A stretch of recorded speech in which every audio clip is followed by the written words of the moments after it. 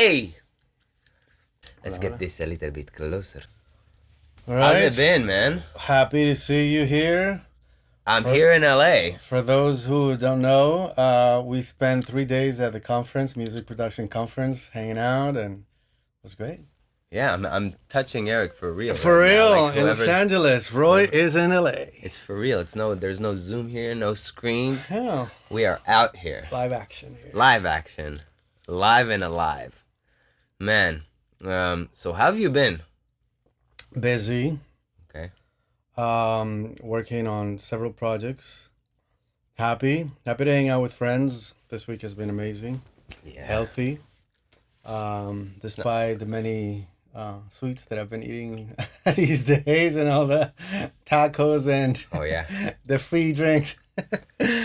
No, good. I'm good. This Healthy. event, this event was something else to me. Like it was so well put together. The way that I see it, I mean, it's not your first time in PMC. It's my Hmm. first time in PMC. But I found that the way they put it together and the way it was very seamless, the way there was not a lot of waiting for a lot of things. It was just, it felt great. Like a lot of uh, um I don't know. I don't know where to start about talking about this experience for me, especially being here for the first time. I feel like it was just amazing to see everybody there, And you literally. already knew a lot of people via Zoom meetings, your podcast, emails. That's You true. met them in person and new people. But it's yeah, but it's something else, to actually meet all these people in real life and just like see how their energy feels, and for me, one really special thing that happened was the first library that accepted me um, uh, um, was a library that is an APM, and I didn't even know how the library owner looked, but it's a library that I put two albums with, and they were really, really supportive. They were the Oh, first people who were like, that's "Yeah, good. we'll put our chips on you," kind of thing, and they really guided me through these two albums, and it really gave me the introduction to the how this works. And they were like they walked me so patiently. I was doing all my diva artist shit, that artists do, like where with contracts and all these like what in perpetuity and all these things. Like I did it all to them, did it all, And man. they And didn't bother. They didn't care they did to. it. They had every reason to get rid of me and to ditch me, and they were so supportive. And I That's met the good. guy there. At the production conference? Yeah, That's I met cool. him, and like the owner of the library, and he was such a sweet person. That's nice. And I can tell that about a lot of people from that industry. It's just like really cool people who are either ex composers or active composers that just want to make sense of this. And it was so cool to me. I like that. I like that. I'm very glad that you had that experience. A lot of people in this industry are genuinely nice. I like that about the production music industry. Um, it's like we speak the same language and Mm, we understand each other. mm. And when a publisher asks you to make revisions, or they say, "Hey, sorry, that didn't work out this time," or whatever, that they're empathic. They know what you go through because they've done it, and it's it's a really supportive industry. Mm. So my experience has been very positive. Talking to composers, producers, and publishers that have supported me, and going to the production music conference and seeing friends that I've known for years, and making new friends makes me makes me like it. Makes me realize that being human is more important than anything else. Like, Mm. it's, hey, I love seeing you, dude, or whatever. It's like, wow, that's the moment I really cherish, because we can make music alone all the time. That's what we do. You're in Bali, I'm here, but in my studio all the time by myself, or with my doggies. And when you get to see friends, you have to value and respect that. Mm. You have to really respect them because they go through the same stuff that you go through. Yeah, and I mean, like the cool thing about it is like um, meeting in person with all the people. It's like all the values of working with a library kind of go out the window. Kind of like all the be mindful of how you send the email and all these things. It's like it's real time, right? So you come up and you're who you are. So you present your full self without any filters, without all the thinking, without all the drafts, without anything. You just come up to them and I love doing that because I mean, um, and more than that, I love coming in without doing my research. And why is that? Because I get to meet such cool people and not know what they do.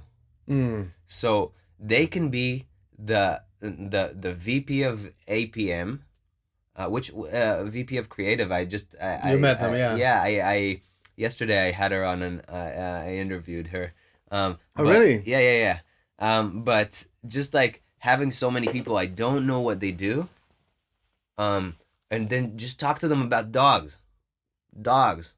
Well, that's what I'm saying. Like, be human, Yeah. and I know you have a lot of people interested in this podcast, which you do so well, and some of them are starting in the industry, and it's something that I heard when I started. Everybody would say this: you have to be nice to people. You have this is people's industry, Right. and I didn't get it. And it's not like I wanted to be rude, but I was very formal and distant and like, Yeah. good morning, sir. I hope Mm-hmm. you're doing well. This and Yeah. that. Sincerely, me. And then once I started being more comfortable around all these people that are now my friends, I understood that yeah, you have to be polite, respectful, and nice, but just be very warm and human, and that is much better. When you get to meet them in person, these people become your friends, Yeah. and that point everything becomes much easier to communicate, to like have projects together, ask questions if you have doubts, and that's been my experience. Like I started going there in 2016 Wow. when they started, and now I just relax. I just hang out and like, hey, this is my friend, that's my Yeah. friend, or I don't know you yet, but yeah, let's just hang out and Yeah. be cool people together. 100%. It's just like yeah, it just blows my mind every time like I go to these things and I invest a lot of money, right? Like it's I mean, I feel like for me coming from Bali, it was 3 grand out the gate without even like the food, something like that, like which is Mm-hmm. a lot of money. Like it's some for maybe for some it's easy. For me, it's a lot of money It is to some money, yeah. so just like coming here and like being doubtful and not knowing and all these things brought me to a place of release. Like I was so stressed about coming here, to be honest, like so I nervous, get it. I so totally get it. nervous, and I was and not even will this be of value to me, like will I like even the people that I meet and stuff like that. Yeah, like will I find myself, it's scary. It's like finally putting that mirror in front of myself of like these are the actually the people I work with, Because you you know what I hadn't mean? gone to another conference in another place, Never right? met anyone that I did music Like for in person. never. Okay, and now that you have gone through the conference, what's the outcome for you? It was just like, man, a freaking sigh of release. Did you Like feel welcome? I Did you felt so. feel? I felt that it's people like me. It's my people. It's Mhm. so weird, but it was just like there's a reason I gravitated towards this. Like there are people from all different walks of life. Mhm. There are healthy people. There are unhealthy people. There are Yeah. holistic people. There are overweight people. There are no. Uh-huh. There are business people. There are artist people. There's. It's just like this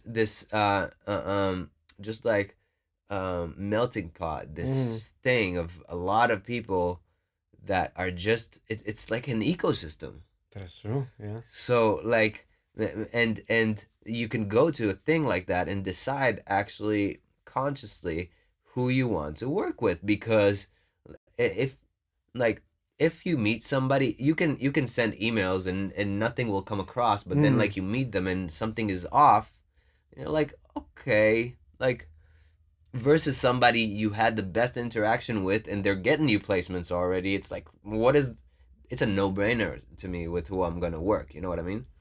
Uh, Absolutely. yeah. Absolutely. And put a face in the, in that email, like when you meet the person, and then if you become really good friends with that person and you have a good relationship, the hard times are easier. Mm, Hard times meaning like, hey, Roy, I'm sorry, this license didn't work out. They mm, didn't like the song, mm, or I'm gonna request that you do a revision number 5. I'm mm. like, you know what? I like this dude. Yeah. I'll do it. We're together, as opposed to somebody that you haven't met, or somebody who's rude or unfriendly. And like you said, is totally an ecosystem. Yeah. Yeah, it's just man, it was wild, and at the time that this happened, like a lot of serendipitous things. I feel like when I go very far out of my comfort zone, that's for me. I know it from years, like of traveling and things like Mm, that. These are the times where like really weird serendipitous things happen, one after the other, after the other, after the other. And yeah, so I met this guy, just a random composer, said hi to him, and we start talking, and he's like, yeah, I make music for this label, and he said the name, and I didn't connect, and then I connected that it's a label that I did something with as well, um, and then he was saying, oh, they're actually here. Let me introduce you. Then he okay. introduced us. We did one track. I did one track for that label.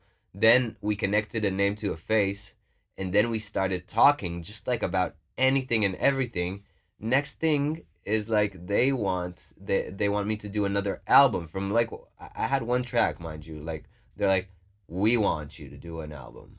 So it's like it was it's just brings it brings me uh, um to implore people to just like do things like that. Like it doesn't have to be a huge step of going to LA, but just like meet up with somebody, you know what I mean? Like feel the energy of somebody else who does what you do. Um because if you don't know that, and again, I've been there where I don't know that, and you do it for 5 6 years and then it appears not to be your jam, Mm, then you'd rather do it quick. You know what I mean? Like you'd rather do it quicker than just yeah. And that was why I started the podcast, so I can interact with people like you and just like great, figure great. it out. Um, but yeah, the Zoom is cool, but then just like adding that layer of human, of space, of all these things, it just adds such a different layer to it. Completely, yeah. Um, so yeah, man, it's crazy to me. It's amazing to me that you've been coming to this for since 2016, and I think it's so interesting to hear the perspective from somebody who's been here for since 2016 to somebody who's been there only once. So for you, do you approach these conferences as like tightening relationships? Do you approach it as like meeting new publishers and opportunities? Do you approach it as just something that you do because you do it? What is it like for you? They're all different because I have gone to different conferences and at different stages of my career. So the first years going to production music conference, I didn't know a whole lot of people like publishers, and maybe I knew a couple of composers because they're colleagues. So I was a little shy, maybe shy to talk to people, shy to talk to especially publishers, and I didn't know the names of the publishers, so I didn't know who ran these publishers. So I was just like walking around like, hi, Hmm. hi. You're very shy. Yeah. After a few years, I knew everybody, and I had worked with a lot of publishers already, and I knew a lot of colleagues. And now I go just to hang out and have a good time, Hmm. which is the same case for like the experienced, executives and publishers. Like they don't go there to like scout new composers or solidify any relationship with a publisher or sub publisher or whatever. They just go there like, hey, you want to have a drink, you want to Hmm. grab lunch and have a good time. Yeah. But that's really important as well. I've gone to other conferences where I don't know anybody, like the Guild of Music Supervisors, which is amazing as well, and it's totally different. But because I have the experience of going to these production music conferences and other ones where I know everybody, I go very relaxed as opposed to like I want to hustle. I want to hustle. Hey, I'm Mm. Erick Bolivar and I'm Mm. whatever. And I'm like that's not cool. Nobody likes that. Like, hi, I'm a composer. Can I get you my car? What's your phone number? Yeah. Like don't do that. So I just go there and if I don't know anybody, I'm like, hey, what's your name? Oh, Roy. Cool, man. What you do? Oh, great. Nice to meet you. And maybe I'll see you at another conference. Maybe I'll see you the following year. And at some point we become friends. Yeah. And so that's my approach. It's really more like wanting to have a good time.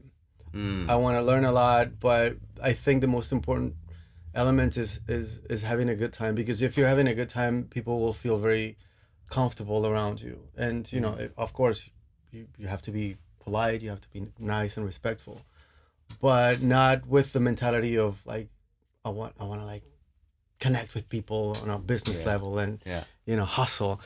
I gotta bring my doggy in We the should let her studio. in. Let's let her She's in. like, Ladies and gentlemen, I don't know if your camera catches Maya, the dog. my doggy. Okay, you don't see her. But We'll show it she to wants you to, later. yeah. She wants to be She's part a of beautiful the dog. interview. Oh my god.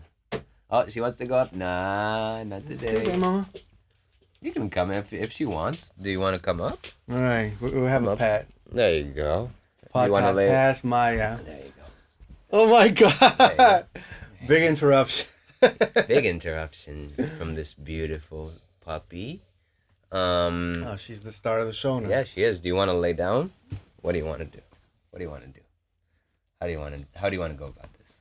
Okay, there Okay. you go. There she goes. There you go. So I feel like what a lot of people what I can also take away from that, from what you were saying, and as well as in general, just like experiencing it by myself, is just the fact that some people, yeah, especially more, I guess, socially awkward people will come with like with a push, with an agenda, to like, hi, I have something to sell you in my mind, kind of thing, which is very important in my opinion not to come with, even if you're selling something, because in these conferences, yeah, people want to see who you are before you sell them something. Mm-hmm. That's what I felt anyway. As a composer, I feel like maybe as a sub publisher or a publisher, you can maybe come in with a bit more of a business, with a business agenda, because you're looking for, maybe if you're a sub publisher, you're looking for some labels for your sub publishing, you're looking for a deal, or you're looking for things like that. But as a composer, I feel like there are a few approaches, and what works for me is not especially with other composers and with labels, it's not the hey, I'm this, Mm-hmm. because it cancels the reason why you're there. This is exactly, and this is what works. I mean, I'm not telling this to you, but to some of the listeners, because you Yeah. are a very social and nice person. But this is what works. If I don't know you, let's say I'm shy, Uh-huh. and I want to like connect with you, whether I'm a composer and you're a publisher or whatever. I want to connect with you, Mm-hmm. and I'm at a conference. I'm like, what's your name? Where are you from? And find out something about you that is interesting. Mm-hmm. Like if you like surfing. Mm-hmm. Oh, cool. Well, I don't know how to surf, but I have tried it a few times and I suck at it, but tell me about it. And then we start connecting on a human level. Like we both have dogs, Yeah. you know? True. So obviously we both love dogs. Uh-huh. Look at this. If I start talking to you about your dog or about my dog, we can connect. And I'm not trying to be sneaky. I'm not trying to be hypocritical. I'm just trying to find something that is human, that is close to your heart and my heart, that we can talk about without having an agenda like, okay, can I work with you? Yeah. Can I give you my business card? Blah, blah. Yeah. And by doing that, also we can get closer a lot quicker and in a more organic way. Mm. You know? Yeah, I feel you. I think that in general, in human dynamics in general, a lot of people bypass so many things because of a perceived notion they have. Like, you Mm. are a good composer. Like, Erick Bolivar is like a celebrity. So that's why it sucks to be a celebrity, because people see you as an object. True. Like, absolutely, like that. Like, imagine like True. being an actor, a famous actor. People just come into your space daily, hourly, True. to ask for a piece of you. And as a label owner, like, of a Megatrax that was there, or, like, one of the all the big ones, Universal, I think they weren't there, or they were in the first day, but um they the last thing they want is for somebody to throw themselves on them, because they Everybody's don't doing want it. to they don't want to give a signature, they don't want to take another. So I feel like there's a really strong correlation here, where even celebrities, like, if you say hello to a celebrity, they'll appreciate you so much more than if you go up to look at them weirdly from the other side of the room, or come up to them and ask them for a signature, an autograph. Even if you come up and say, "Hey, I love your work here. Thanks for that," they would appreciate it more than if you come and invade their space. And I feel like in conferences and in general in human interactions, right? Yeah, the pup is giving me her hand. Um, but um, but in human interactions in general, the people who are on top don't want to be just pitched to. Like, Mm. all this talk about elevator pitch is just, I think it's a bit, it's been taken a bit out of context. Okay, true. Because, like, a person wants to see hunger, and they want to see a human. That's why people, like, take on these weird apprentices, weird interns, and all these things, because they see the hunger. So it's, uh, um, you don't have to convey your hunger. That's what I'm saying. You don't I have to get push it. your Yes. hunger. And it comes across as inauthentic and pushy. Like, ugh, Yeah, yeah, yeah. yeah, So yeah, like when you asked me, you said, what's my goal?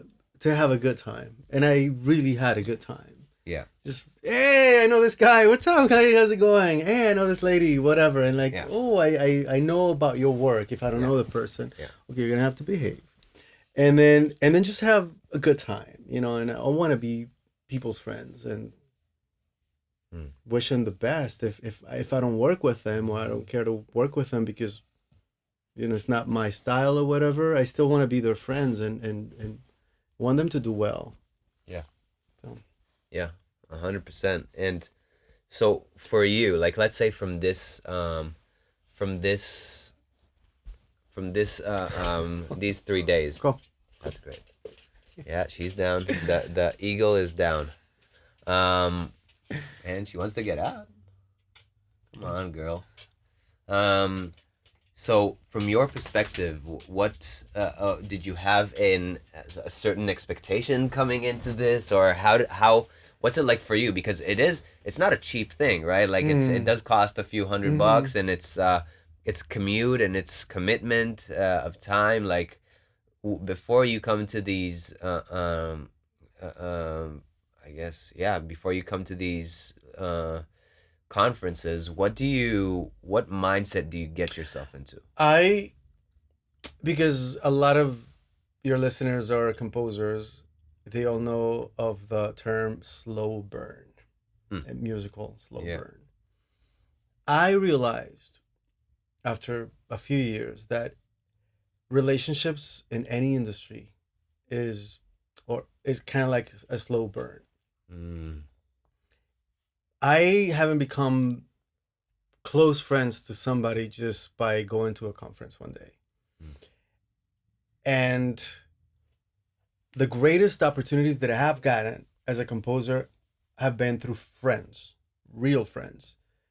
Um, Somebody knows you, somebody refers you, somebody vouches for you, and that takes time. So When I go to a place like this, a conference, I don't go there to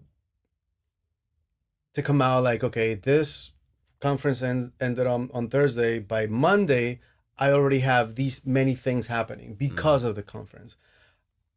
It's kind of like going to school, first grade, second grade, or going to college. Yeah, you don't become an expert right away. Right. So I did, for instance, I went to a workshop. It wasn't a conference. I went to a workshop in 2018. I learned things from the workshop, composers workshop. I met a few people, and then I met somebody who I kept in touch with. Whatever you can, like happy birthday via Facebook. You see something that they did. Oh, congratulations! I'm happy for you. Eventually, this person reached out to me, asking me to make some music for a project Mm. because of something that I knew how to do, and it worked out beautifully. I didn't approach this person to like hustle her, like, okay, give me something to do, give me a job. It was more like, hey, happy birthday, or congratulations on this. Oh, Yeah. that's great music that you've done. And then I didn't really have an agenda, and Yeah. it worked out that somebody needed something that I could do, and she referred me for the job. I got it, and it worked out beautifully. And of course, I was very grateful to her. It's happened over and over. So if I go to this conference and I know somebody or I meet somebody, Mm-hmm. I want to be that person's friend. And Mm. if I get a chance in the future to have coffee with that person, or I see that person somewhere else at a conference and I say hi and we, hey, you want to have a coffee, taco, whatever. Yeah. At some point, that person becomes your friend, becomes your ally. And whether that is beneficial for you as a professional or as a person, it doesn't matter because it'll always be positive. And Yeah. so my approach is to go there, have a good time, and at some point I'm gonna make friends with somebody, and Yeah. it'll be good for everybody. Mm. So I took photos. I had a great time. At some point, I'm gonna say, I mean, I'm already seeing you today, but to other people, hey, it was nice seeing you. Hey, it Yeah. was nice hanging out with you. Hey, Yeah. good luck on your album release, and Yeah. just stay in touch. That's you want to be people's friends. And if somebody asks for a favor, like, hey, can you do this for me? Okay, whatever. If you can, that's the part of you that is human. You do Right. it. Right. And I mean, the beautiful thing, the thing about it is, Just want to make sure that this doesn't get turned off. it's all good. Um, the cool thing about slow burn relationships is that I feel like as time goes, and okay, let me take that back a little bit. I think that conferences improve the quality of relationship as opposed to quantity as well. Like it plants a real seed because when people know of you, it's one thing. Mm, But maybe when people have seen you and have felt your energy, you are gonna bump up a few numbers in how likely they are to think about you. yeah. And that's why I feel like, and back to the slow burn thing, like let's say you planted a seed in 2016, then and let's say you met Dan Graham, Mm, which is a very known, and he's like a pioneer, and also he has Gothic Storm, right? yeah. That's his Publisher. label, Yeah. amazing, yeah. And he's let's say you want to establish a relationship with him. You go up there, you go, hey, Dan Graham, it's so great to meet you, it's an honor, blah blah blah. You're probably a bit stiff because you want to meet him, you want to pitch him tracks, but you don't do it. And then that's 2016, and then 2017, and you're like, oh, it's Dan Graham, cool, he's a human. I remember seeing him last year. Hey Dan, what's up? Totally. And then maybe he'll ask you a question about yourself, and then the next year you'll go, hey man, that's great to see you. I actually had a few tracks with you. That's so dope. And then you'll ask you, what album was that? La la la la la. Mm-hmm. Next year he'll go, oh, it's you who was on that. Let's do something together, and that is the slow burn effect that you I feel like as time goes by, you are becoming more and more people's on more people's short list. Which I mean, short list. I think it has a bad connotation, but No, it's but yeah, but yeah, you're becoming yeah. there The in Rolodex, whatever you want to call it. like people are like, I need someone to rap on my trailer, and the first one that comes up is me because I've they know me and they know my sound, and they've worked with me, like with you, you know, that we've worked on a track, and maybe next time you'll get a hip hop trailer track, you'll think of me as at least the top five, you know what I mean? Uh-huh. And that is, I feel like that's what it brings. It's not the goal of things, because it's not going to happen with everyone. There are people who I've had interactions in this conference which was mediocre, or Mm-hmm. like just like didn't happen. It just didn't, you know, it's okay. Mm-hmm. You're not gonna Um, become everybody's best friends, yeah. and that's great as well. Um, and and and you never know what they are going through as well. Like so, there will always be that. That being said, coming these slow burn relationships come back as the biggest rewards, in my opinion. And the way also that I've seen it, there was a class about the history of music. I think you showed up to it as well. Yes, yes. So like basically what he shows there is that the best gigs come from people who know people. That was the biggest thing. That's how diversity in music became a thing. It's still not big diversity in music. I really hope that in the coming years the playing field will level, because we'll talk about that in a bit. Mm-hmm. But the fact is that anyone who got in and made a name for themselves, in the end of the day, they did it because like some sort of a collaboration, some sort of, somebody couldn't do it, they were the first to hop on it, they were the first in their mind. And I feel like that has not changed, even with AI and everything and all these things that are coming to ruin the universe. It is still that slow burn game.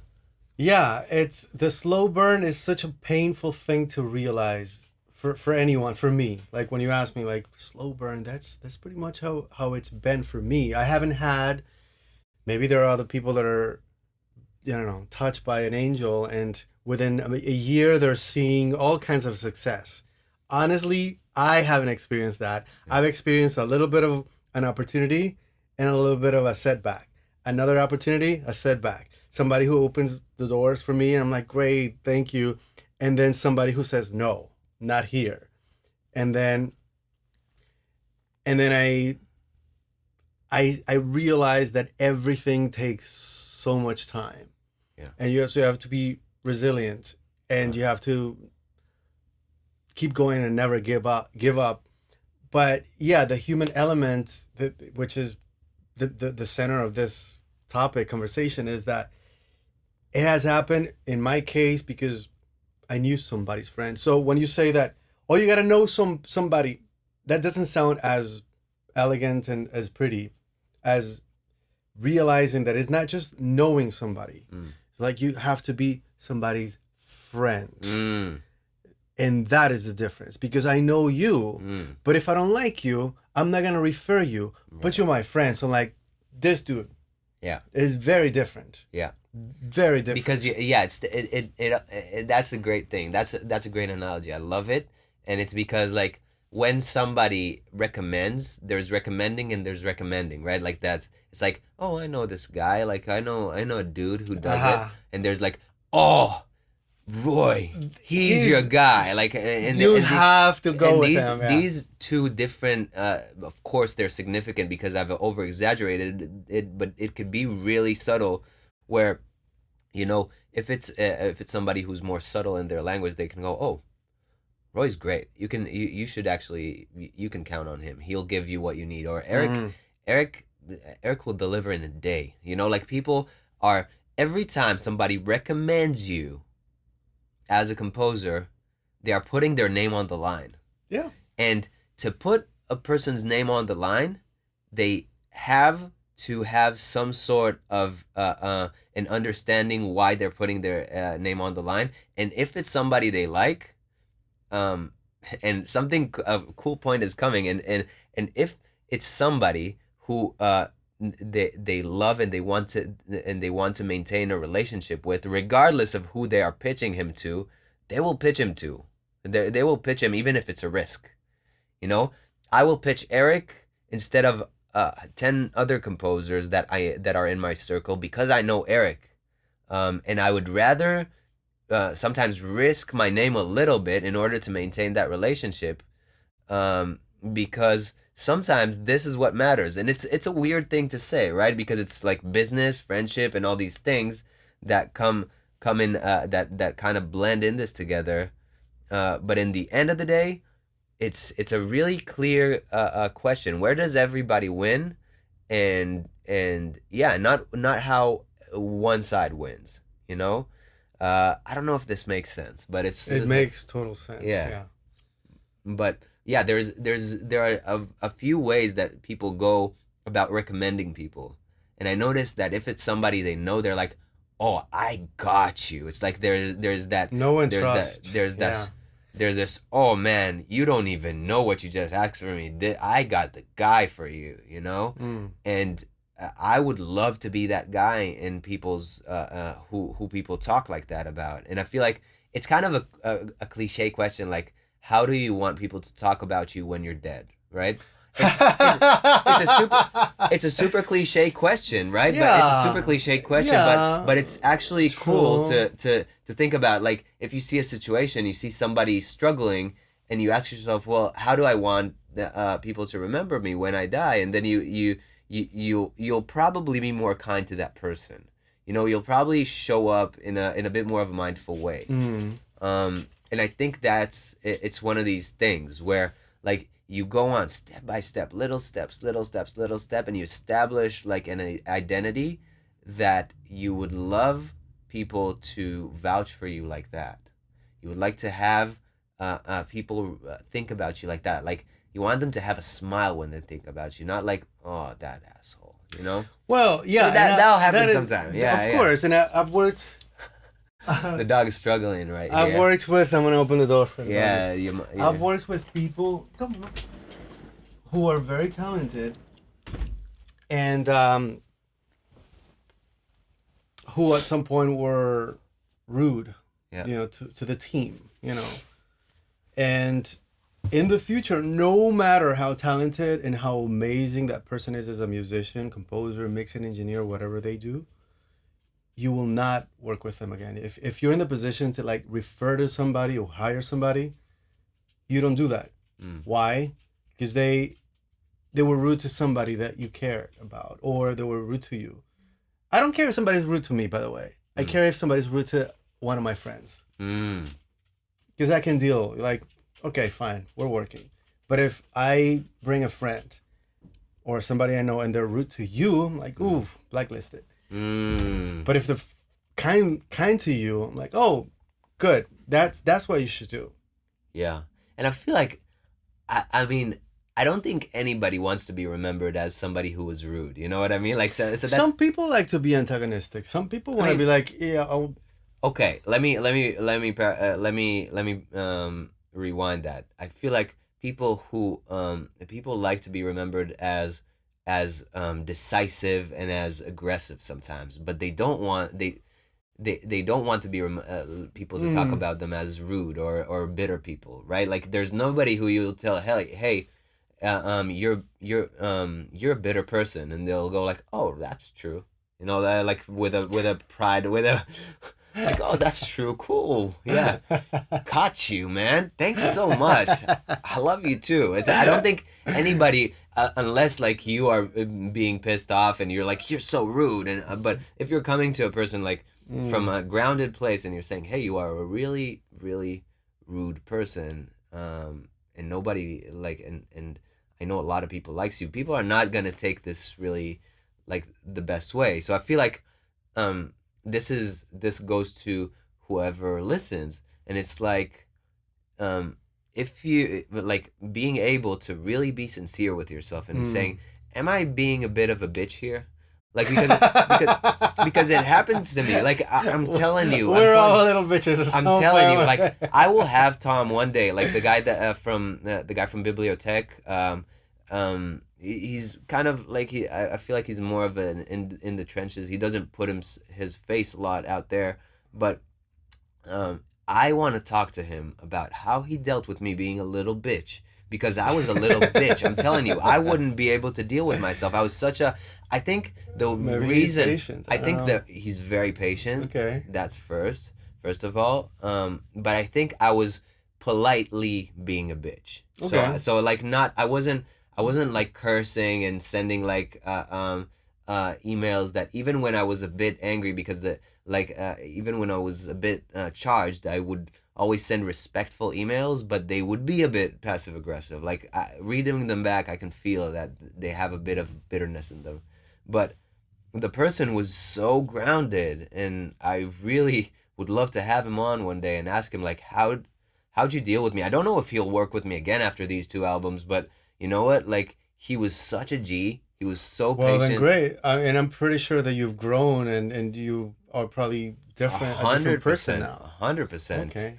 Should invite him. Yeah. 100%. And I feel like I think that it would be a great podcast for people who are listening. Just to Okay. like because people who are listening know of my mistakes. I pretty vulnerably put them out there. I was speaking to Edwina from APM, and I was telling her, yeah, like I sometimes cannot put my ego aside. Like I'm literally I have sometimes. She was talking about something really a really beautiful concept and a really Zen-like concept, which is like you have to know that what you're making is for a purpose that is not you as an artist I remember when you're that. making it. I remember that. Yeah. So she also says it in she I recorded her yesterday, and she said that, and she was talking to that, and I was telling her, even a person from APM, I'm like literally I told her, listen, like that's a lot of time I stick in my sticking point where I feel like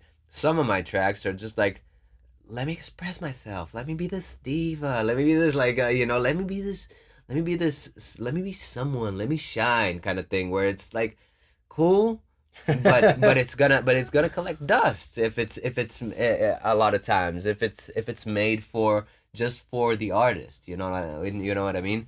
But it's okay to share that with her and people in her position because you'll learn a lot more from their comments than you learn from a colleague who's in the same position, because the other colleague is like, yeah, you should express yourself. Fuck everybody else, or whatever. Whereas somebody who has more experience in the industry will tell you, sure, you can express yourself while you fill in the blank, whatever, whatever wise things they might want to say. Yeah, and it brought a conversation about realness, right? Like about being real and being able to convey your realness, because you have your ancestry, and if you inject a little bit of it, then that's your signature. You know what I mean? Yeah. So like for me, if I would be honest, like my it feels like my origin is like beatboxing and like vocalizing, doing weird stuff. So you remember I did a few tracks for Erick, and all of them start with a scream, and just like a weird ass scream. Love it, because nobody will have that. Right, only you will do it. Or like a I think guttural throat. I did like a throat singing from one of them. Yeah, they're great. That is when I get back to something original and I bring it forward to you as like, because it was like a drum album, and I was like, okay, I made this drum with a like a few drum libraries that everybody has, like I think it was Cerberus and Damage 2. Everybody has them, right? But then like when I inject my little flavor in there, it sounds completely different. Correct. So I mean, like I feel like the beauty of us speaking about this is being able to consciously know our weakness or our weak points, and just like bringing them forward and not being rude when people don't want what's strong in us. Mm-hmm. and that's okay too. Like that's also a learning curve. And are we willing to have that learning curve? And if not, we can politely say via email, hey, this is this opportunity. I'm grateful for this opportunity, but it doesn't fit me right now. I think people would way more respect that than if you just don't answer them, or if you go like, or if you send it, or if you just be bitter to work with. Yeah. Also, an experience, if we're talking about the relationship between the publisher and the composer, an experienced publisher or publishing person will know how to cast the right composer. I use the word cast as in, Casting, yeah, if you're a great rapper, I'm not gonna ask you to sing opera. If you're a right, great, violinist, I'm not gonna ask you, hey, can you make this hip hop track for me? And you come from this classical background. yeah, If you're good at this, okay, give me that, and I'll try to exploit that thing that you can do well, mm. and give you the opportunity to shine at something that you like doing and that you're good at, and then we work from there. Yeah. It looks like, to be honest, like I loved being there in the PMC because there was this thing that kept coming back to me, and that there was one panel with supervisors. Hmm. Where you did you go to Yeah, it? of course. Yeah. Um, so one of them hopefully is Music coming on. supervisors, to Oh clarify. yeah, music Music super. Yeah, supervisors. Uh-huh. but they also have they also have libraries. A few of them Mm-hmm. have their own libraries. Here's your water. Oh, thank you. Excuse me, I'm gonna Yeah, we're being dynamic. This in is front of it. This this is is for you, brother. I give it to you, and you. this is a new format. Yeah, we didn't bring an assistant today, so. Mm, fuck that. We're running it from the front to back. uh, But um, the way, because they were speaking to publishers, the amount of, so let's just put it in into context. Um, there was probably, if correct me if I'm wrong, if I were to spread it to percentages, I believe there were 70% that weren't composers in this. the conference. Yeah. How do you feel about it? I wouldn't know in terms of percentage. What did it feel to you like? I feel like, yeah, the majority were not composers. The majority were executives or publishers, or some music supervisors, people that work in tech as well, 100%. and some composers, and you can spot the composers from Yeah, miles away. miles away. And Yeah. and it didn't feel How do you spot saturated. them? How do you? I mean, I know how, but I mean, pretty much like I looked like a black sheep there because I was just like with a hoodie and with a hat. Everybody was like with their nice button shirts, and I was kind of like a little bit of a hip hop look. that's totally fine. Yeah, yeah. I mean, it's not fine, but it's just like it's funny to how you were saying, like you could see the composers, but there weren't a lot. So I mean, like, uh, um, yeah, I feel like there were probably, I would guess 30 or less percent composers from what I felt, but in the panel specifically with the supervisors, there was definitely 80-90% publishers there. Mm-hmm. That's what I remember. Mainly older people. Mm-hmm. A lot of people I know who I know of as publishers. And what I'm getting to is the supervisors were Okay. talking to them as if they're composers. Which was so interesting to me. She was like, for a second I forgot they were talking to publishers because they were. One of the supervisors, Sam, I think her name was. She was super Mm-hmm. cool, super Yeah. feisty. Yeah. Hope I'll be able to have her as well. But she was speaking to publishers. She was like, "Stop sending us stuff every few days," and I was like, "Is she talking to composers?"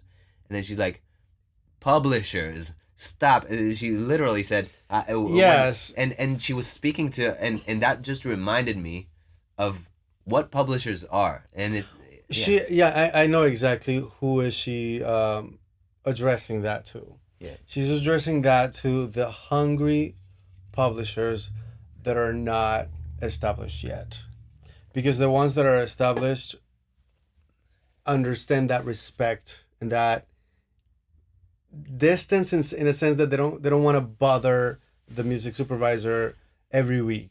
Like, hey, I have some new music. You want Yeah. it? Hey, I have some new music. Do you want it? Hey, I have a new Yeah. song. Do But you want it? also established publishers already have that relationship, so they know that the supervisors are already hitting Exactly. them And up. the established publishers get the search request, Right. where the music supervisor sends out these massive emails, like, hey, we're looking for this type of music. Yeah. What do you have? Yeah. Make a playlist of no more than 5 or 6 tracks and Right. please send it to us by whenever. And so they already have that relationship. So the publisher's not going to be on a weekly or daily basis bothering the music supervisor who gets bombarded all the time by all kinds of people, including artists. Like, can you hear my song? I wrote a song. Yeah. You want to give me notes? Yeah. Or do I sound pretty? Yeah. I got the skit for you. It's like, holy shit! Like I got sending a draft to somebody who gets 1,000 emails a day. It's like it's cray cray, and it's not to me. It was just like listening to it from a publisher's perspective gave me so much context about what these people are going through. And it gave me so much humility and compassion to these people and understanding why they wouldn't want to face new publishers and composers. Artists Yeah, artists directly, yeah. in general. Like they generally they wouldn't. I asked a question about artists in that panel, but like it was just interesting to me. Like if they look for artist catalogs and if they like to work with artists, and ideally yes, but in general, these people like working in front of companies, and it's not because it's not being mean to artists. It's just because they know that if they happen to pitch some stuff from an artist, they'll have to back it up with a lot of conviction and a lot of just a lot of pep talk, and they're putting their name on the line. But if they go to a company, then it's way easier for them because they know that it's an LLC, or it's a S corp, it's something like that, that there is legal liability there. Well, yeah, and something that happens with songs. Maybe composers work alone, but songwriters collaborate with 3 or more people in a song. And when the music supervisor needs to clear a song, clearing means like to legally sign a paper that says we can use this song for this movie or whatever. Yeah. They need to have everybody's signature. If they work with the publisher, the work has been done already. Yep. All the signature. Right. If they work with the artist, hey Roy, we love your song. Okay, and Roy is happy. And then when they're about to put it in the edit room, Roy will say, hey, by the way, I wrote this song with 3 other people. Yeah. 2 of them are my ex-girlfriend, my ex-band member, and this guy I don't talk to anymore. Good luck getting the signature. And So- that's I think that the thing is, that's what artists have done so many times, like so many times to supervisors, where they're just like, we're not into doing that again. Like we're not into to going through this rodeo again and through this emotional roller coaster, because they have a very tight deadline at usually, and they don't want to take the risk. And that's and to me, it's totally legit, and that's why I think that it's super smart that you did what you that you made your move. And it's, if it's okay to speak about Yeah, Jupiter. yeah, sure. So yeah, Eric has a company called Jupiter Muse. Yes. I've done a few tracks for them, and yeah, and to me, that's Eric is a little bit where I want to be in a lot of senses. He was also my sensei in my first trailer days. If you remember, like my first trailer tracks went through Eric, and he was so kind to kind of give me his output. And where was I going with that? And oh yeah, you started your company, and I feel like as you progressed and made had more communications with more supervisors, you could pitch through the company and have them understand that there's no you're not a middleman, you're not anything, you're a company, and once you deliver a track to them, that's it. Well, what happens? Yes, And you have the publishing. yeah, what happens, and this might be a little bit of a boring topic for some creative people, but composers love making music. Songwriters, artists love focusing on the music side. Right. When you are trying to clear a song for a project, Yeah. beyond the song, Yeah. you have to provide a lot more information than just the music. So if you're in communication with a music supervisor, and the music supervisor says, okay, I need, what can we say? Tribal music, because you made some tribal music. That's great, right? Yeah. Tribal music for this campaign, and or they don't tell you what is for, but they give you an idea. Can you give me 5 tracks or songs that sound like this? The artist might not have 5 songs, and if the artist has the songs, there are many more things that you have to provide. So this is the playlist. Download all of them. By the way, I have the instrumental version, I have the stems, all the songs are registered, all the songwriters or composers are registered. There are no samples. There are many things that you're taking care of. Yeah. Metadata. Go to the metadata of that song and you see the instrumentation, you see who the songwriter is, you see what style is, you see the BPM, the key, whatever you need. Everything. My email, phone number, who the composer is, everything. And so when I started, I didn't know these things. So, you can give an MP3 to whatever, and they're happy to get it. But now, okay, now I need the full quality version, the WAV or the AIF or whatever. Hey, who are the songwriters? Who do I pay now? Where's the contract? Like all of that. If you have a publisher, if you have a company, you should know that, and you're making their job easier. Yep. Because everything is like this. Within a second, hey, can you give me something here? Playlist right away, 5 minutes. And who are the metadata is there? All the information there. Oh, and can you give me the stems? Here it is.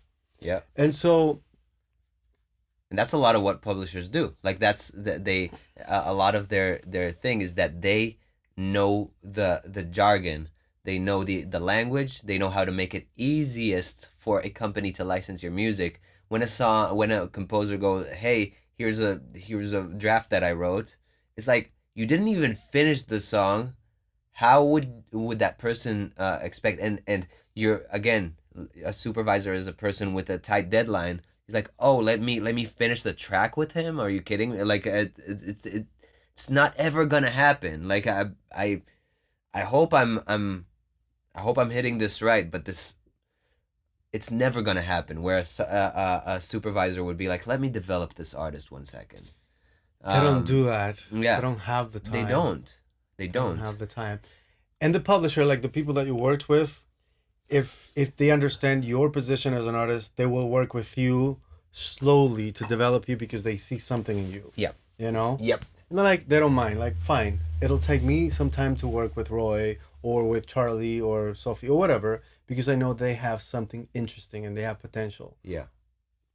I'll take the chance. I'll take the time to coach you or whatever. The music supervisor needs it by tomorrow morning, and everything needs to be properly labeled, registered, ready to go. Yeah. So. Yeah. So yeah. I think the biggest conclusion from this is, unlike when you pitch it to a label where you can pitch in an MP3 and go, would it need refinements? Like you can basically talk to them and see if they like the track, gauge with them. When you're talking to a supervisor, I feel like you need everything on the ready, on the second. It's not like they'll tell you, okay, we want this. Can you get us some stems? We gotta get it in the coming hours. And you're like, what stems do you need? Like what is a stem? What is what quality of stem? Here's an MP3. Here's an MP3 of my work in progress. I got a 128 of this track. Yeah. But the thing is, when I feel like the biggest takeaway from this is, if you're a composer and you're choosing to send it to supervisor, good on you. But you have to have all these things. Unlike when you talk to a publisher, you have to have all these things on the ready. And if they ask for refinements, then maybe like you can go ahead and send a group or something like that. But uh, uh, and that's the biggest difference. Where with labels, when you work with a label before working with them for the first time, I understand if they don't have it in the brief or in their in something they sent you. Ask them exactly like how many stems would you like for working with a publisher. Of Ask course. them because some publishers, I've had that where they asked only, yeah, send me vocals, send me an instrumental. That happened to me, and there are publishers, let's say like trailer publishers, that Mhm. sometimes would want 100 stems, like In so. fairness, Yeah, it is the publisher's job to inform the songwriter, artist, or composer what they need, yeah, and not the songwriter or artist, because every publisher works differently, like you said. yeah, If the publisher is representing songs, yeah, they might not need the stems. They might not need that whistle and that tambourine. They might need just give me your instrumental, the one with vocals, and we'll do the rest. mm, If the publisher is doing like reality show, they might not need the whoosher and the timpani and all these things separate. Like, a couple of tracks, 3 and 4. Trailer, 20 of them. yeah, Um, at which is least. different from like a composer who composes for a film. Right. Very different. And so it is the publisher's job to tell the composer What's it like for what they film? need. For film, it depends on the film. Yeah, So if you work on an independent film, you might send a stereo track, yeah, and there's no 5.1 mix or any 7.1. Yeah, kind, yeah, and the mixing person might not even take like a stack of stems of your beautiful music. Just give me a stem. I'll put it next to the dialogue, and we're done. yeah, If it's a healthier budget film, they might want the stems. yeah, They might want everything separate. So you have to talk to the whoever is in charge, the mixing person, the dubbing person, um, uh, because many times they don't have time, or because if there's no budget, they're not gonna mix your beautiful music with surrounds or Atmos or anything. yeah, So it's different. But yeah, it is the publisher's job to tell the creative person how they want the stems, the quality, if they're going to master the music, or if you are required to provide the music already mixed and yeah, mastered, depending on the quality, of course, and what yeah, you can do. But asking questions is the best thing that you as a creative person can do. yeah. And Ask yeah, questions like, how do you need it? When do you need it by? Do you have a document that specifies everything that you need? That way, you have a better relationship and a better yeah, working, streamline yeah. process. Yeah. I think like yeah, that's where the saying like assuming is making an ass out of you and me kind of thing Oh, that's comes so out. good. That is co- so true. Yeah. Coming out. That's it's such a true thing because and it's so true to composing the most steps you can from my journey. I understood it the hard way as well, is that um the more steps the more you can minimize the steps of interaction, the more people would like to work with you. And if you are asking concrete and stupid questions, like they could be ignorant questions, but if you ask them in a professional, polite, and interested way, upfront, not after you put out the stems, because then it's another. I don't know how long Another step. to Yeah. export. Yeah, just like reducing the steps will also help you be more appreciated. I've just the album I did for Chroma. It's a trailer album, and I wanted to know. She told me, yeah, give us stems of that, of this, of that. Um, and before I started exporting the stems, I sent her a message. Hey, would you like vocals and backing vocals? Would you like sound effects? Would you like downers and risers in the same file? Would you and just asking these ignorant, supposedly ignorant and beginner's question in a very detailed way, and she actually sent a message saying, "Hey, I really They appreciated do. you asking. They do. I need it this way and that way and that way." And then I had clarity on what she wanted. she had clarity that I'm doing it the right way, and then it's just like the slow burn. It goes back to the slow burn. Like the trust is building. So Mm-hmm. next time they want somebody to do these things for them, they're like, oh, this may be our guy. Mm-hmm. And that's that. These are kind of the thoughts that this brings into my mind in this topic. They do appreciate that, and I always ask questions because everybody works differently. I'm not going to expect 100%. publisher A to mix and master and get files the way publisher B does it. Yeah, there was the trailer uh when they had the trailer I don't know, master class, whatever it was, the trailer Panel. yeah, panel, sorry. And when they had the trailer panel and the mixer, I forgot his name. What? Greg Townley. Oh yeah. Sorry, Greg, if you're listening. I know Mark sometimes listens to Okay. this. Yeah. But Mark was telling how he exported for Greg. Was it 120 or 150 stems? 150 stems, and that's it was for a big game, right? Yeah, Like but it's Greg is the mixing engineer, just so people know. Like he doesn't work for the publisher who gets only 20 stems. yeah. That's Yeah. different. Yeah. But that being said, there are projects like that where he says, yeah, a 150 is not a lot actually for me. He was saying that. Yeah. I sometimes get 300, he said. I don't know how you handle He that. literally said that. But I mean, yeah, you'd need to mix 300 tracks. I can only imagine you probably need a fucking like a cinema, like a home cinema screen for that to Well, kind of see I've all seen I've seen engineers do that, and it's all about. I mean, it must be it's Oh my I don't know, exhausting, but it's about narrowing down everything so you have a stack of percussion, yeah. and then you narrow it down to like, okay, this is the high percussion, this is low percussion, Mm. groups, Yeah.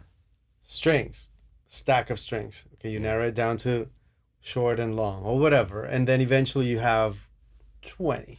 Yeah. And then from those 20, you do the final Yeah. mix and It's master. like so you have like a rough master, like rough tracks, like 20 maybe tracks that are kind of the It's like central thing. 20 different mixes, and eventually you get the final mix with all these many, Yeah. you know, That's wild. groups, That's wild. and that takes longer. But that's probably more for, I would dare to say, like orchestral music and I Yeah, mean trailer music. Shalev does a lot of these. Oh gosh. Yeah, I assume I would love to actually ask him about what was his worst mix like, because And he would start the answer with, dude. Right? maybe Dude. whoa. That's what he would say. So how was your Dude.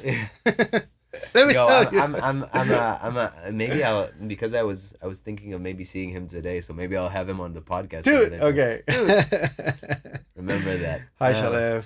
Yeah, Shalev. Shalev's the best. Yeah. But yeah, I mean, like it's crazy to just like see how different every different thing niche in the sync has their different dialect, their different expectations, their different thing. And that's why in the beginning I feel like it's very important to go to one area, because I've met people who make almost make their living out of reality. Like a lot of people do it. Like they crank out at least one track a day, and they send it to publishers like tension tracks or whatnot, and they make their bread and butter from it, and it's amazing in my opinion. And there are people who get bi-weekly trailer placements. It's very rare, right? Like it not maybe a monthly, but Okay. but you know, people who are very successful at that could be their bread and butter. But I feel like it's very important for people to understand what you want your success to be, and then gear towards that. And you know, like you gear yourself towards trailers, and if an opportunity comes to make tension music and you happen to be good at it, then you can take it. I mean, like but having that north star and then Sure. operating within that, like Sure. so for me it was trailers. I wanted to go towards the trailer route, and I still do. I make a lot of hip-hop trailers with people, and I'm still going that way. But until I reach that place where I get placements and I get the deals that I want, I am taking a lot of opportunities on the way. Let me add to that. Yeah. That in my experience, you start with a specific goal, a specific north Yeah. direction. Yeah. Along the way, you'll find opportunities and you'll find obstacles that will modify that goal a little bit. And if you stay open and optimistic, you will change the course of your route, still going to a successful goal, successful place, but you'll find out that your ultimate goal will have to be something that is slightly evolving and modifying as you go. Mm. So when I started making trailer music, I wanted to make orchestral fantasy like music. Mm-hmm. I'm a big fan of Ravel, Debussy, and so those are like my orchestral heroes, and I wanted to make music like them. Or in film music, Danny Elfman and John Powell kind of thing. And I make music like that. Eventually, I discovered other genres like horror, like sound design, like the hybrid neoclassical with weird sounds, and I started exploring with different elements, and I started having placements or licenses with those compositions, and I really had fun discovering how I could be very have my own signature with a certain style that I discovered that was more unique to me than the fantasy route that I was pursuing because I really liked it.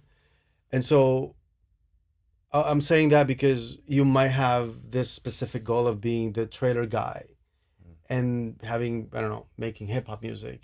And eventually you're given the opportunity to make this music that is also trailer, or that is whatever, something else that is more interesting to you in the future. And if you stay open and again optimistic, you will open new doors that you didn't know existed Yeah. while you modify your route, your path, and Mm. you still want to discover who you are as you go. That's So let what me ask you this: what do you say no to?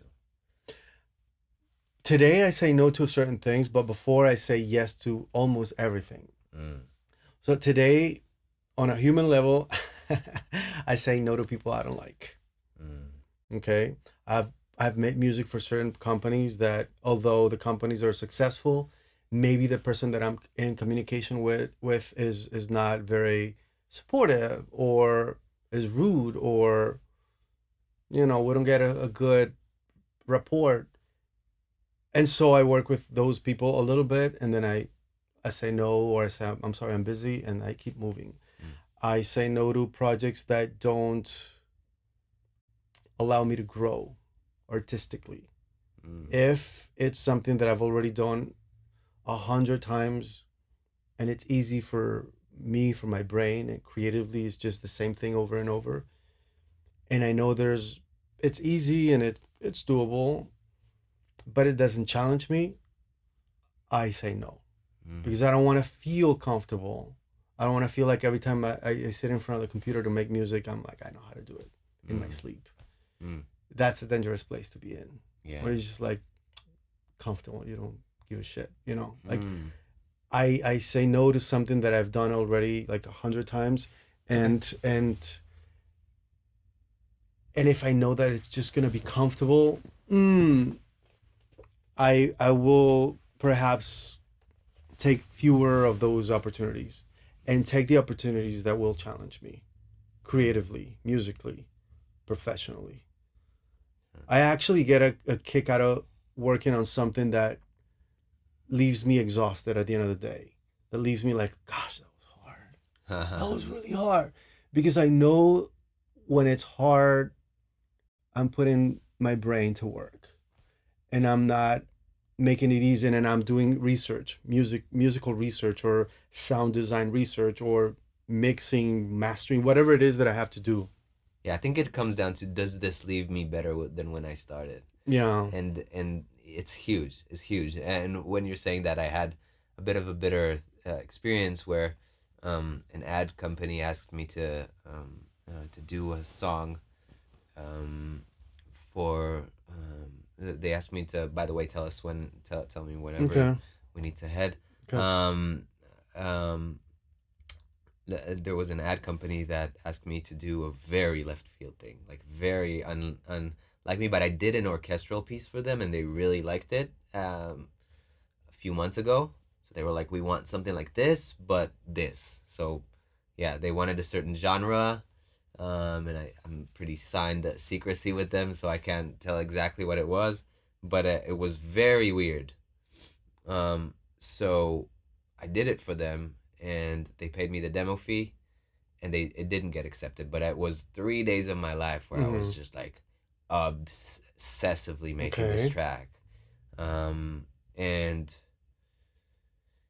and it didn't get accepted, and I felt sad because if it would have, I mean, it was 3 days of my life, and Of it was course. I Of was course. sure like something in me had expectations also, so it's also my ego, but the fact was, if you ask me today, like I'm telling you, like I became better from these 3 days. Like There you it go. made me, and I got paid for them. Like not as well as like I. Okay, a bit more details. I expected it to be my first five-figure check, and then it didn't. And like I was like, okay, that's it. Like I set this goal for 2024 23 to get my first five-figure check, and I saw this opportunity towards the end of the year. I'm like, Mm. oh, this is sent from God. I got this, like I got this five-figure deal.